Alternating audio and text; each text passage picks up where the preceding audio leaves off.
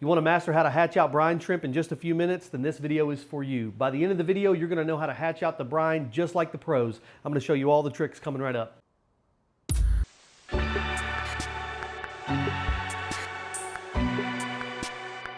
Hi, I'm Josh, and today I'm going to show you how to hatch out brine shrimp and be successful every single time. Believe me, it's easier than you think. I actually went about 5 years before I ever hatched out my own brine shrimp. It took a long time. I always thought it looked a little too complicated and it looked too messy. Today I'm going to simplify that process and show you exactly how easy it can be. If you've ever struggled trying to find your fish new food, or maybe you've even failed at hatching out brine shrimp, that can be an incredibly frustrating process. It doesn't have to be that way. Mastering this is going to save you time, make your life easier, and keep your fish happy. I'm going to break this down into some simple, easy to follow steps. So whether or not you want to go full brine shrimp factory like me, or you just want to do it in a little 2-liter bottle, I'm going to show you how to be successful at both and get the same results. Okay guys, let's go over a few of the things you're going to need to actually set up your hatchery. First and foremost is the hatchery itself. Right here I have just a 2-liter bottle I've cut in half. This is going to work extremely well. If this is all you have, you're not going to run into any problems. You're going to be extremely successful. Next up is what I use on a daily basis. That's going to be the Zeiss hatchery.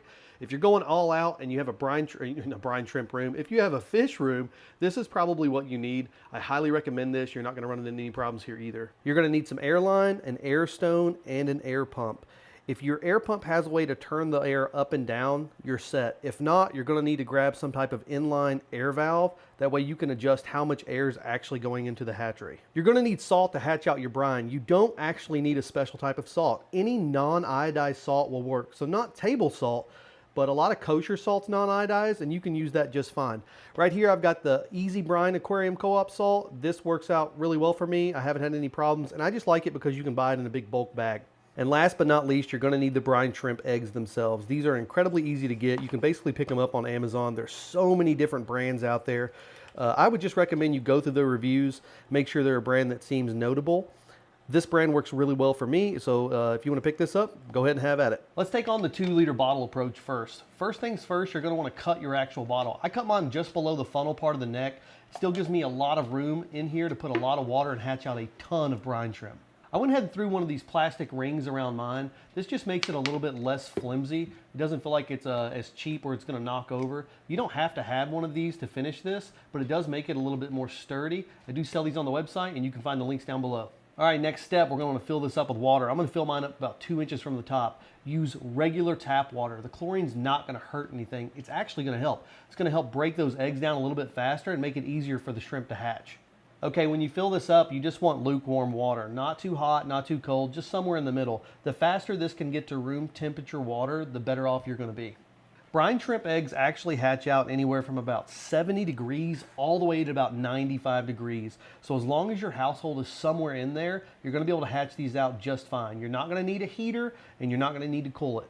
I've got my little air pump set up with a valve right here so I can adjust the flow of the air, and an air stone. So we're going to go ahead and drop this in. I'm going to turn on my air stone, and I'm just going to open up my valve until I get the right amount of air. Okay, here's a pro tip to help you figure out how much air to put in here a little bit faster. You need to think about it like this.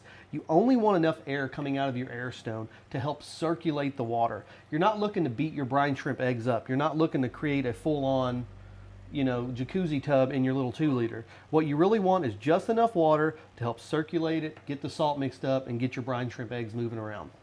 All right, guys, we're over halfway there. This is about 1.5 liters of water, which means you're going to want whatever kind of salt you're using to be about a tablespoon's worth. It's time to add the brine shrimp to the hatchery. This is what it looks like inside the bag if you've never seen them before.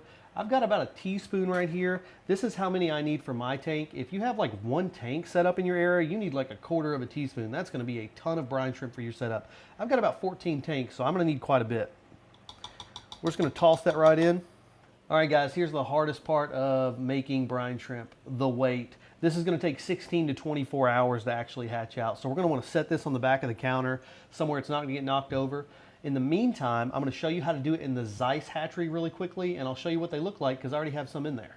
Check this out. This is what brine shrimp look like when they hatch out. This is a billion brine shrimp probably. This is a full tablespoon. If you look right here at the top, these are the eggs. So once the brine shrimp hatch and you turn the air off, all the eggs are going to float to the top, and then all the brine shrimp are going to be left inside of the hatchery itself. If you put a light down here, little pro tip, they will swim down towards the light.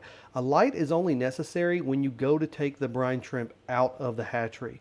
Or if you don't have a hot enough room, if your room's at a cool 60 degrees, you can put a light on it. This thing produces a good amount of heat, even for an LED, and it'll heat that up and kind of help them hatch out a little faster for you. If anyone's looking for my specific setup, this is how I run mine. I have an air line that comes down and runs into my Zeiss brine shrimp hatchery. I do keep a heater in mind. Like I said, it runs a little cold down here. That's just the heater controller, so it says it's about 77 degrees. And then I have a light right here. That way I can put it on either one of my brine shrimp hatcheries. The other one's not here right now. It's sitting over here in the sink. I do have these hangers though that hang them up, keeps them off my counter. I love it. I sell these on the website along with these caps. So if you need any of that stuff, you can find it there. I followed the exact same steps I gave you to fill up that 2-liter bottle to fill up this Zeiss hatchery. That's air, water, salt, and brine shrimp eggs. So let's come back tomorrow and see how much they've hatched out. It's been 24 hours and here's the final outcome. Let's get this air turned off and show you how easy this actually was. All right, we're gonna kill the air on our pump and just let these brine shrimps settle over a few minutes. Even without the light, they're gonna settle down to the bottom. So we're gonna give that a few minutes and come back. Same thing up here. I'm just gonna go ahead and turn the air off and let these settle down. On this one, I'll go ahead and turn my light on, and look how gold. You can see them all in there hatched out. They're moving around quite a bit right now because that air was on, but here in a moment, you'll see all this water clear up, and most of them will be down here at the bottom. So in about 10 minutes, we'll come out, and I'll show you how to strain this out of both of these the easiest way that I know how. It's been about 5 minutes, but you can really see how much this is cleared up. If you look right up top, here's all those brine shrimp eggs that have already hatched. They float to the surface whenever you turn that air off. And then right down here is all that sweet golden liquid that we need. So that's gonna come out here in a moment. Let's take a look at the 2-liter bottle. Same thing, we got all of our eggs that floated up top, and then right below we have all of our hatched out brine shrimp. I'm gonna show you how easy it is to get them out of the Zeiss hatchery first, and then I'm gonna show you my secret into how to get them out of the 2-liter. To remove the brine shrimp from the Zeiss, it truly is as simple as just turning this knob on the bottom, and the brine shrimp's gonna come out of this little spout.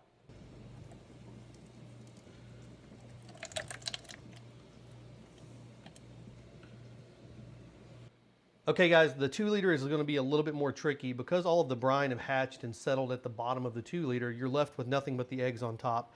If you have a small enough net, you might be able to net the eggs out. I found the simplest solution to be just a long turkey baster. I go straight to the bottom of the 2-liter, I suck up the brine shrimp that have kind of settled on the bottom, and I put them right inside of my cup. I believe this is maybe the simplest method to doing this. As you can see, there's a ton of brine shrimp when you do that. Next up, let me show you how to get this water out of your brine shrimp cup so you can add just your brine to your aquariums, and you don't have to worry about adding all that extra salt water if you don't want that salt water in there. Okay, we've used our turkey baster and we've got all the brine out of our 2-liter bottle, and now we want to separate the water from the actual brine shrimp so we can add that to our tanks. I found this not too long ago. I wish I'd have found it sooner because it would have saved me so much time. Check out how much of a fine mesh material this is. You just throw this right inside of this other cup. We're going to take our brine shrimp and we're going to throw it right in.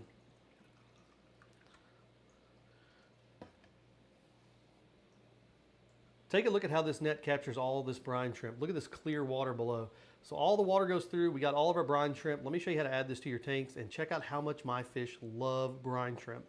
All right, first up, we're gonna feed these electric blue aquaras. So I take that same turkey baster that I used for getting the brine shrimp out. I add a little bit of water to the brine shrimp in here, and I suck them right out. So look how much brine shrimp's in there. Let's feed these aquaras and see how much they love this.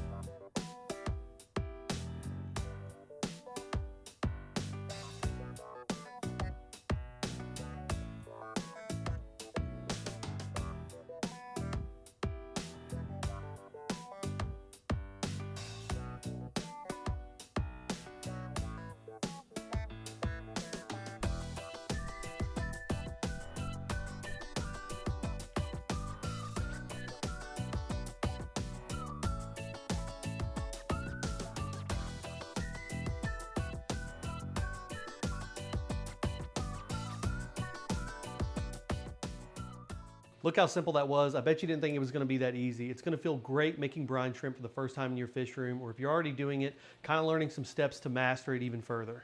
If this video helped you out and you like the tips and tricks I showed you, make sure you like and subscribe and leave me a comment down below if there's anything else I can help teach you about your fish room or about your fish. And remember, if you're interested in the wall hanger for the Zeiss Hatchery, you can find that on my website at joshsfishspot.com along with all my other merch. Very soon, all the fish that you've seen in this video is also going to be available on my website. So until next week, stay tuned and peace. Well, folks, it's time to kick it old school.